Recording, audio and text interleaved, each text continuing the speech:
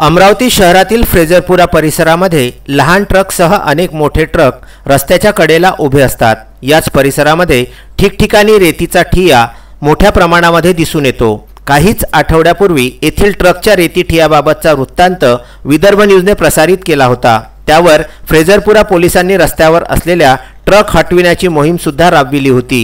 मात्र आता पुन्हा एक 14 चाकी ट्रक ज्याचा क्रमांक MH40 BL 0042 यामध्ये ओव्हरलोड रेती असल्यामुळे या ट्रकमधून रेती खाली करीत असताना अचानकच ट्रक हा रस्त्यावर उलटला। या 14 टायर ट्रकमध्ये 10 ब्रासच्या वर रेती असल्यामुळे फ्रेजरपुरा स्मशानभूमी समोरील एका घरासमोर रेती काढत असताना ट्रक रस्त्यावरच उलटला। या अपघातामध्ये रस्त्याने जाणारा एक व्यक्ती आणि ट्रकचा चालक हा रेती खाली दबला। मात्र नागरिकांनी वेळीच धाव घेतल्याने मोठी दुर्घटना टळली। नागरिकांनी वेळीच धाव घेऊन एक नागरिक आणि ट्रक चालकाला या रेतीमधून बाहेर काढून उपचारासाठी रुग्णालयामध्ये दाखल केले। या मुख्य रस्त्यावरच ट्रक उलटा झाल्याने कन्हान रेतीचा ढिगारा रस्त्यावर पडल्याने या ठिकाणी रस्ता जाम झाला होता। याची माहिती फ्रेजरपुरा पोलिसांना होताच पोलीस निरीक्षक पांडुरंग मेश्राम हे आपला ताफा घेऊन घटनास्थळी दाखल झाले व पंचनामा करण्यात आला। घटनास्थळी नायब तहसीलदार बढिये यांना बोलावून